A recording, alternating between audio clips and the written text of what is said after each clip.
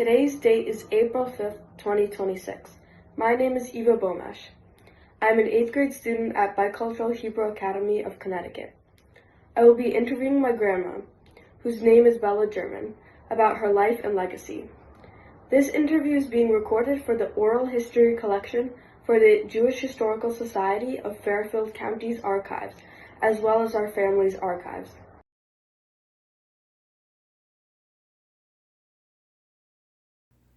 Before they immigrated to the United States, did they talk about what life was before they left? Do you have any stories about Jewish life there?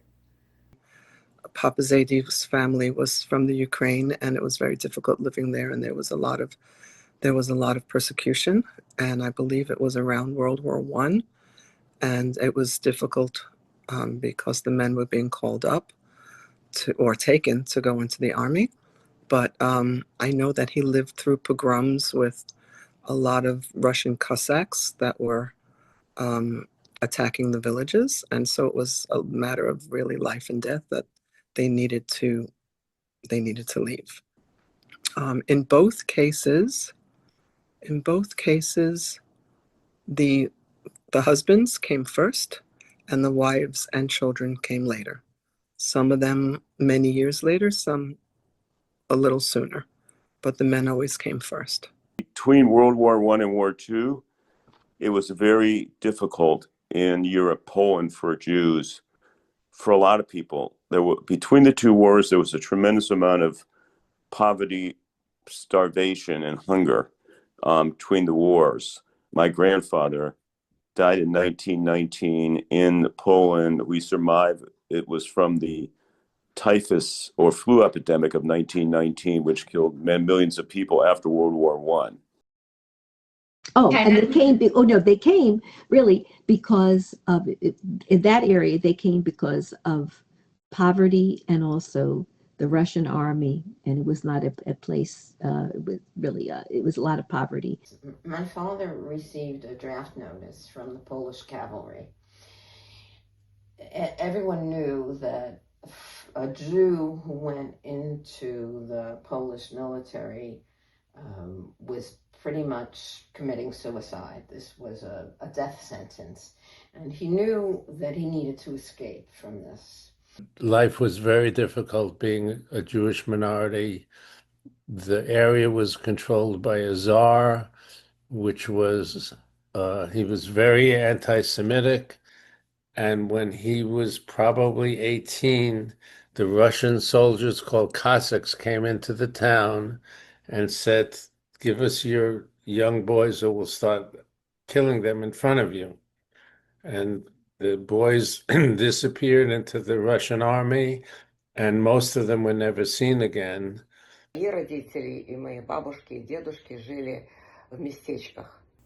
My great-grandmother lived in an area that was not normally allowed to have Jews. They were in Poland. My uncles were recruited into the army. They took them. And my grandmother, who was she was a tough cookie. She dressed up.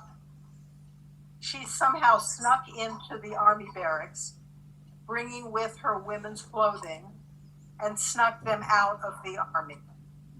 They left during the revolution. They had money, and she said that it kept changing sides every day, every week, whatever. It would be either the White Army or the Red Army, and it kept switching. And it was not safe for them there.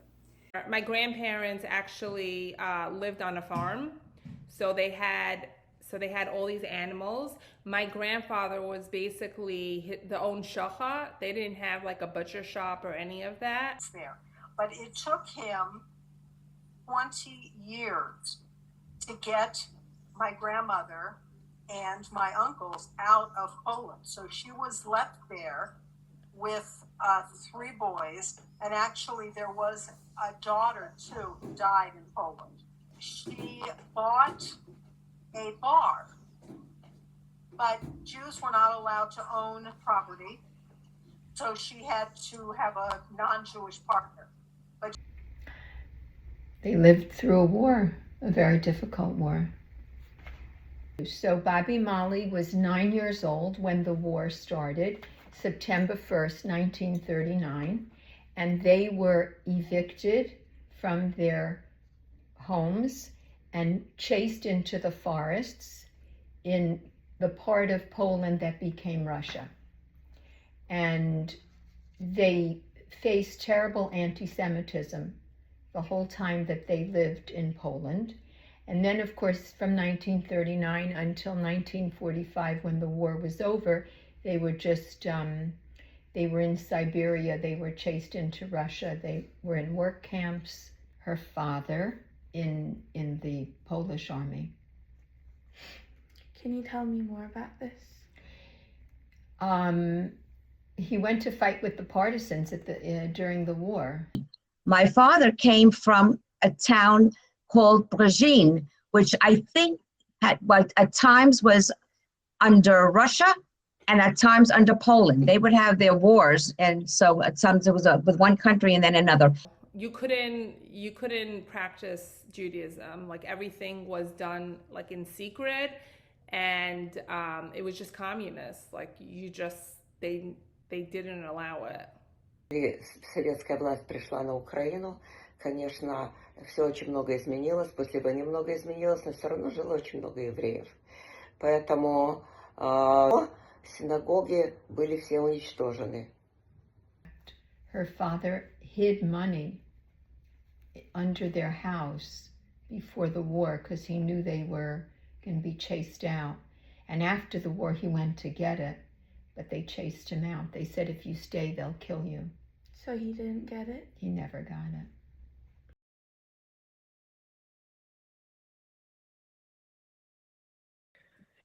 Can you tell me about any of your family's immigration to the United States? My mother's, in both cases, with both of my grandparents, my grandfathers came about 10 years before the rest of the family. They came to America and they saved up money to be able to buy tickets to get the rest of the family here.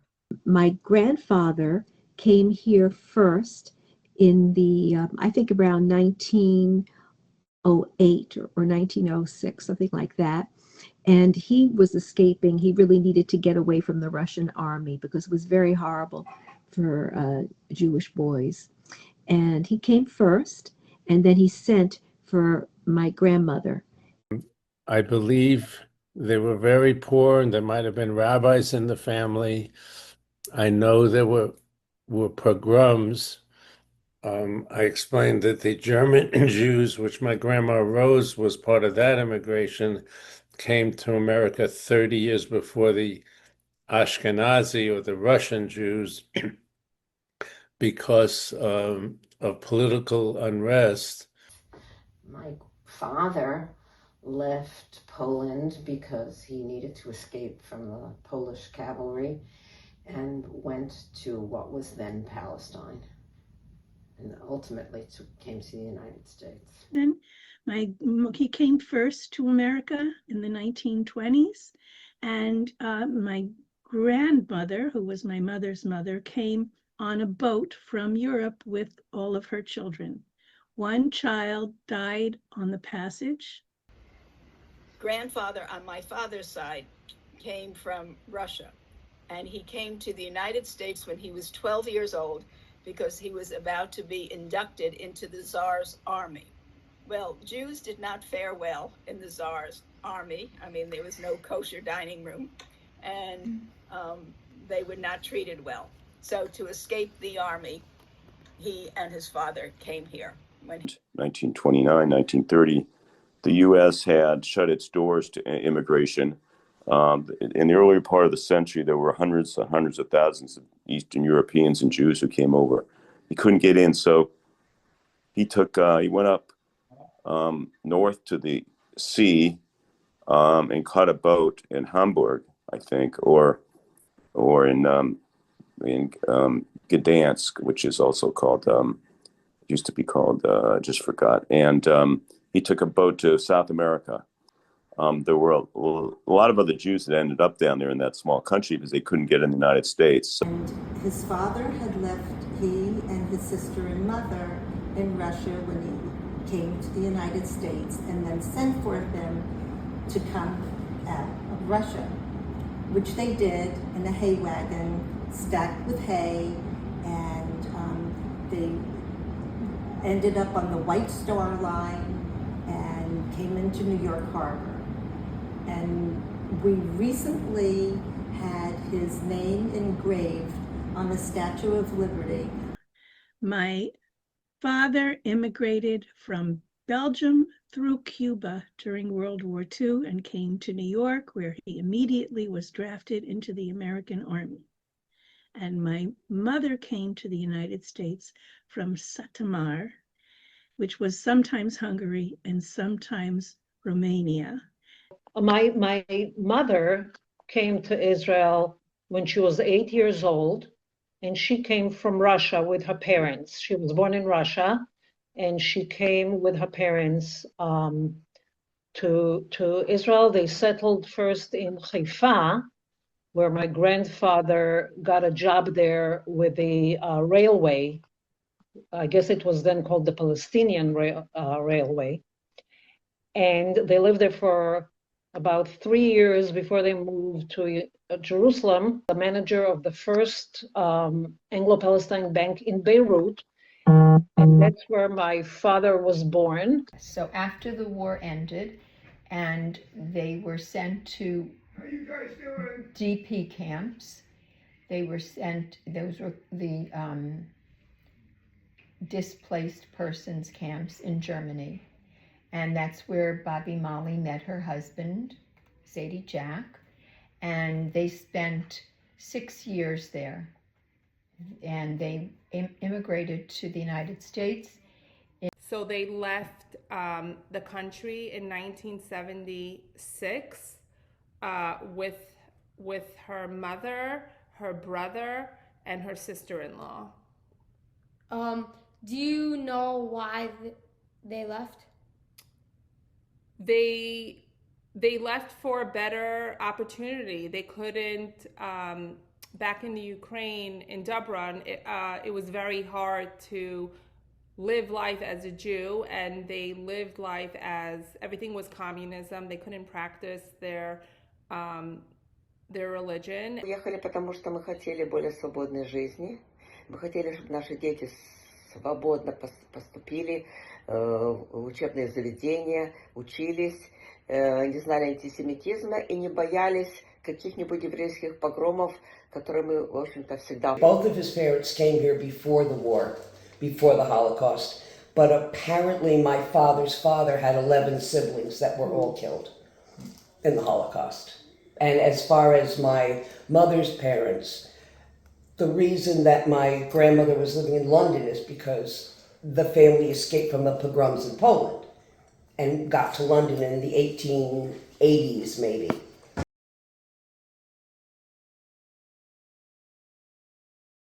Did anyone in your family experience or were they affected by the Holocaust? Да, моя мама и моя бабушка во время оккупации немцами в местечке Капайгород были в гетто, а маминого папу Ошера по дороге в гетто били и забили до полусмерти. Он вскоре после этого умер. Они жили во время оккупации в этом гетто. Any Jew left in Europe, their life was in danger. But in Poland, 90 or 100% of the Jews were killed. It was near Warsaw. That was the worst. They all were killed and went to concentration camps. Their relatives who were left behind in Europe, many of them did die in the Holocaust, but and some immigrated made Aliyah to Israel. But of course, they lost some people, but they also had some survivors. My grandmother was a Holocaust survivor, and she actually survived Bergen-Belsen. That was the camp when she was in Auschwitz. When he was a teenager, his parents sent him back to Europe to learn in yeshiva there. And when the war started, they were not able to get him back, and he died in a concentration camp. Apparently, they were all killed. They were from a town called Dubrava, small town right by the Belarus border now, by Grodno. It was pretty much wiped out completely and destroyed, and most of the people were rounded up, and they were shipped to the Treblinka death camp, which was not too far away. It was the very most efficient death camp in all of World War II in terms of it was only open for a year, but it killed out about the same number of people there as they killed in Auschwitz. Treblinka largely didn't have survivors because they would the train would pull up in the middle of the forest and it would unload the passengers either from the area like he was from or from Warsaw. They would ship them up. They would get off the train, and within 24 hours, they were exterminated.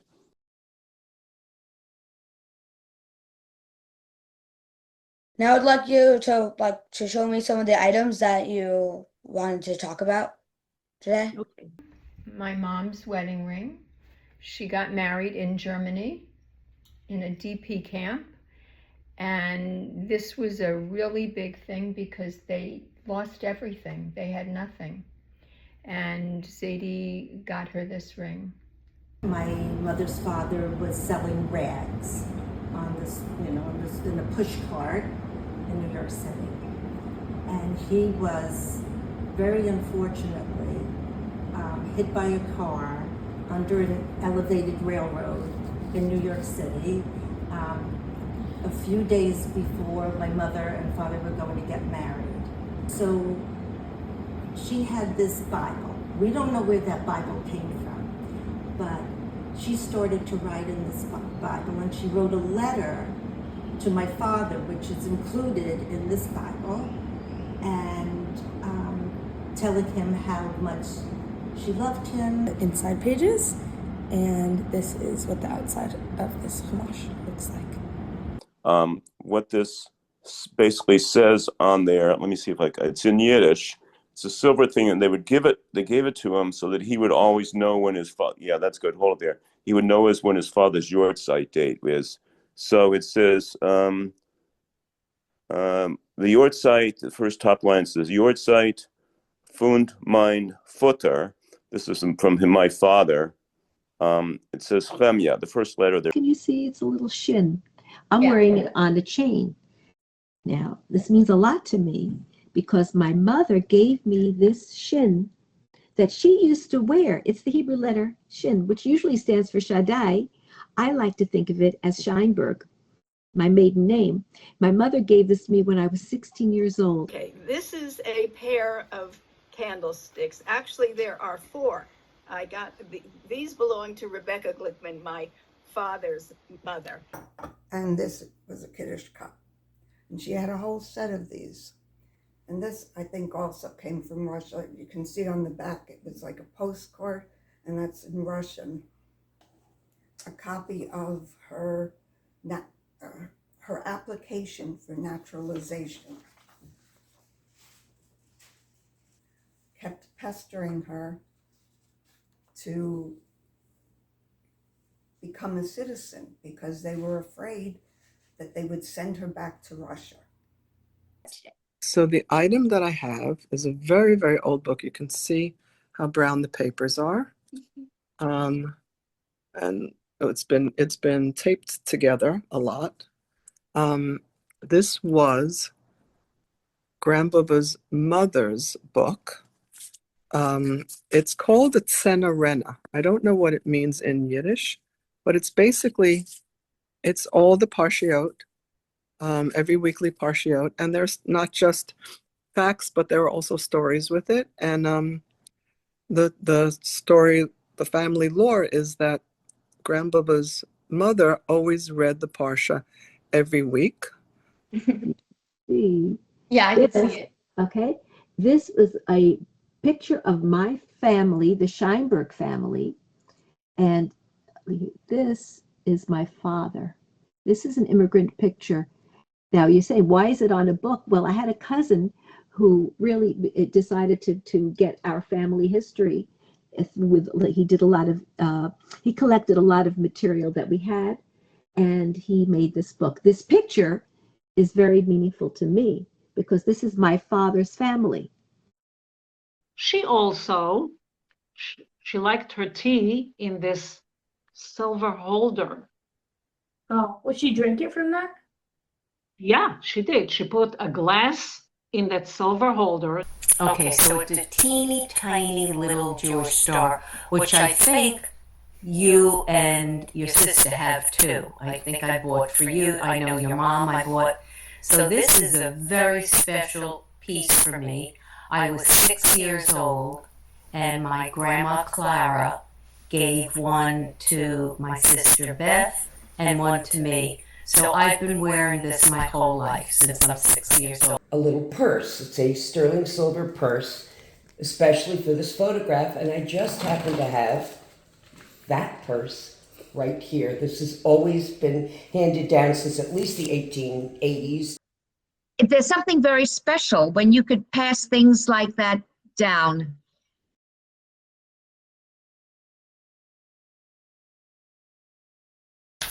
Now I would like to ask you a few questions about your life growing up. Part of the farmhouse in Lebanon, and it was an interesting life and a hard life going through the farm. Growing up on the farm. My sister Susie, who's the second of us, developed polio in towards the end, 1954 or 53, and our whole family world changed because of that. It was the polio pandemic. Outside of Lexington, Mississippi, and he owned a dry goods store. And you could see at some point, all of the stores were owned by Jewish merchants, because in the bricks that were high up on these storefronts were Jewish names. And supported themselves and brought other relatives over by selling penny candies to New York City public school kids from a push cart.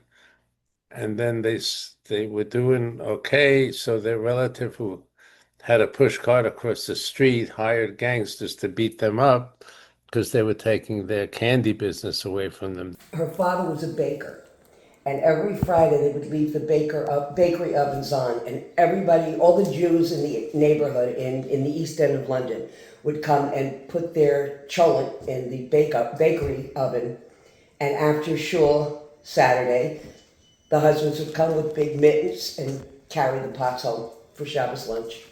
And I worked at the at Trinity College in the School of Pathology because I was asked to set up the first electron microscopy lab in the School of Pathology. It was a very exciting, wonderful time for me. I had a bas mitzvah, yes. I did not have, in those days, the bar mitzvahs were on Saturday morning, but the bas mitzvahs were just on Friday night. Okay. So that's what I had. I had to do, a lot of the service. A younger brother, Yeshaya, who went to bicultural and was one of the first graduating classes of bicultural. And my brother was the first Israel trip. The interesting thing about that side of the family is that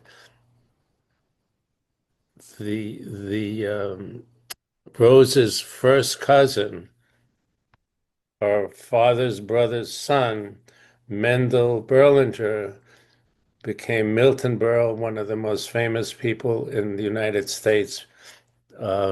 He had the first famous television show in the United States. So people have often asked, did Grandpa do his bar mitzvah? He did not, because Bob Zimmerman hooked up with he did have a bar mitzvah, but he hooked up with a different rabbi. My cousin Jerry Cutler became a rabbi. He and his older brother became a rabbi because they were the sixth generation of rabbis on that side. He became a rabbi because that's what his father expected of him, so that's what he did. But he also moved to Los Angeles and started a synagogue for showbiz, for Hollywood people, so they could come, famous people. He was friends with Mel Brooks, and when he would often do a Passover Seder. It's a beautiful holiday because it also focuses on children asking questions and being talked to and singing. So yes, Passover is, of the holidays, that's my favorite. The other thing that I really like is Sukkot, because the family all gets together. We build a sukkah. Growing up, the only sukkah we had was in the synagogue. So they lived in Israel in the early 1920s, and they stayed there until they died. They became very good friends with Rabbi Kook, and so they're buried near Rabbi Kook on Har Hazeisim. There was a Jewish community in Beirut, and they were very involved. They were not necessarily religious, but they were involved in the Jewish community in Beirut. I'm not sure how many people were there, how many Jews, but was definitely much more than now. Did anyone in your family serve in the military? Good question. My brother did. He was in the Navy during Vietnam, I think. But he was a doctor in the Navy. My two uncles, were in World War II. One was at Normandy Beach on D-Day, and the other was with Patton's Army in Africa. Сначала я хочу вам показать фотографию моего отца, который воевал все 5 лет. Он начал воевать простым солдатом. Еще до войны его призвали в армию. 3 ордена Красной Звезды, которые давали, это самые высокие. These are my father's dog tags from when he was in the American Army. I imagine they must be from 1942, which was when he was drafted into the Army. Again, he came to America. He had an aunt and uncle who sponsored him, and so he came to America in 1939 from Palestine. I'm not sure what led him to leave, but he left Palestine and he came to America in 1942 following Pearl Harbor, when the United States entered the war.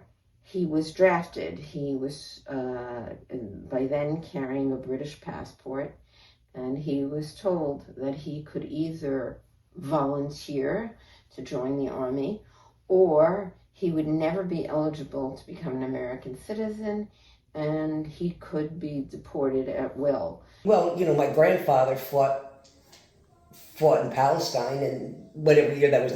My brother did. Was in tanks. Yeah. And I was in the Army. I was in the Army for 20 months. At the time, I don't know how long girls serve now in the Israeli Army, but when I was in the Army, it was for 20 months. I was a non-commissioned officer, which means that I was in charge of the girls on the base. My father's sister, something that I just recently discovered, was a member of the Army Air Force Aircraft Warning Service. She was stationed in Lebanon, and I don't know if there was a tower or anything, and she was always looking at the skies, and people took turns making sure that there were no aircraft or anything coming over the town. My mother, your great Bubby, she joined the Navy in World War II. And during World War II, they had this unit in the military, in the Navy called the Waves. I don't remember what it stands for. The Waves were an adjunct female unit that was associated with the Navy. You couldn't join the Navy per se like you can now as a woman. So she was a member of the Jewish War Veterans Association after she retired then. So my father spoke 6 languages. He spoke French and Flemish and Yiddish and Hebrew, and he also spoke Spanish from his time in Cuba, and he also spoke English. And so his brother became a translator for the Army, and he became the driver for a general named Patton. So he was with Patton, and he was with Patton when Patton liberated Dachau, which was a concentration camp. So he had a very interesting military career.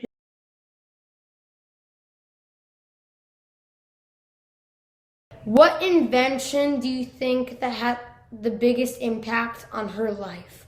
Why do you think she would choose this invention?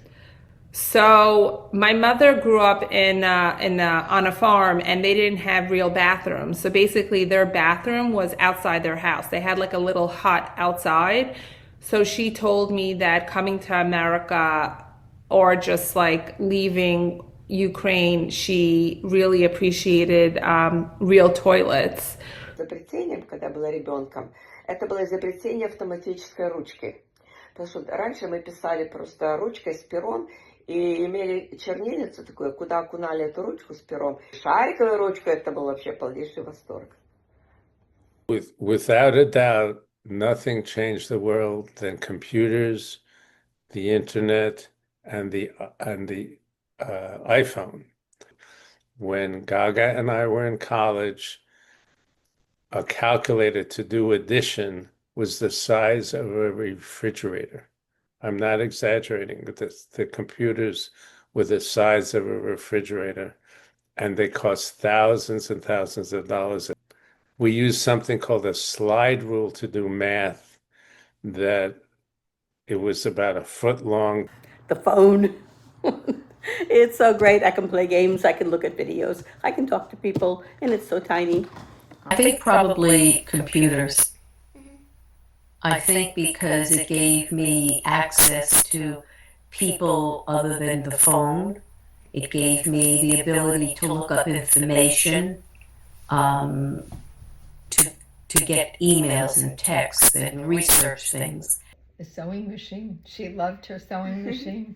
And you know she sewed so much for all of us. Yeah. I think probably the computer has the biggest impact, knowing how we're using it right now even. I didn't have that when I was little. I was just getting adjusted to that after your father was born, actually. Microwave changed everything. Although I have to step back, I remember when air conditioners were invented.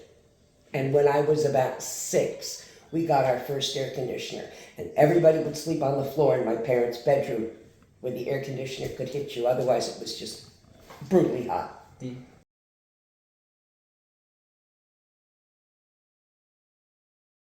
Now we're going to wrap up with one more question.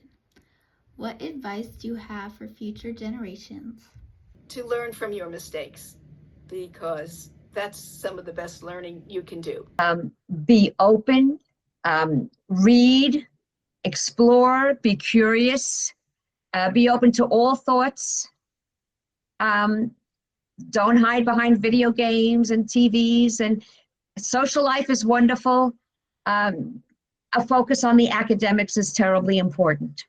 I think it's just so important to treat people nicely, warmly, even if you disagree with them. As a defense attorney, you know, I was always arguing with the other side, but I liked the other side. So I think that it's just so important to be able to talk your way through it. Kindness is most important. Of course, to continue on our Jewish heritage is extremely important. My advice is to be a critical thinker and to really balance having what's called intellectual integrity. You think think and not to be a follower. The best advice I can give you is don't let anyone tell you you can't do something, and never give up. I always felt bad that I didn't ask enough when I was growing up. Я хотела, чтобы вы были благодарны этой стране, которая дает возможность поступить, учиться без всяких преград, независимо от того, ты еврей, ты русский или кто-то. У нас это... That she's happy that that her kids and her now grandkids live in America, and where they're able to live a better Jewish life from generation to generation. He always said that the worst peace is better than the most just war. Hold on to your history.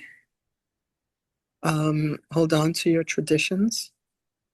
Make new traditions. Accept the old ones. Make new ones. And just, follow the path of Yahadut and know that you're doing the right thing. Don't forget your past and learn from your past and carry on traditions. And I think that that's really important. And don't forget your family, because your family's everything. Be a mensch. That's the first thing that I would say to anybody, any child or teenager growing up today. The first thing you need to know is that you have to grow up as a mensch. Yeah. Be kind to people, be compassionate, and care about people. I think it's very important to always keep in touch with family. Also, ask questions, because as I told you before, I wasn't so good about asking questions while I was growing up, and I really regret it now. Persevere in everything you do, in your religion, in every part of your life. Strive to be the best you can be, and never lose your Jewish heritage, which is so much a part of us. We lost a lot of family during the war. Her father's family all perished. Whatever comes next, you're on the right track. The one thing that seems to be a little bit lost right now is the way that we all grew up interacting on a very personal level. As a parent, make sure you teach your kids Torah. That's the number one thing. 2,000 years after leaving the land, there are only remnants that are left. Mm-hmm. So that's number one. Number two is if you have any questions, ask them sooner than later, because at one point people are gone. Love yourself, who you are, what you do, how you behave to people. You have to love yourself first before somebody can love you. Anybody, your friends, your family. Always be a strong Jew. Never be ashamed of what you are or where you've come from, and always proclaim your love for Zionism and Judaism, and be good to your grandma because she loves you. I want you to stay true to Torah. I want you to stay true to mitzvahs. I want you to make sure that when you have a family, you give them a Jewish education, because that's the only way to continue all the things that are important to Jewish people. And you should love your family, and you should love Eretz Yisrael, and you should love Am Yisrael, and I love you. Well, that's great advice. Thank you so much for taking the time to do this with me. I love you.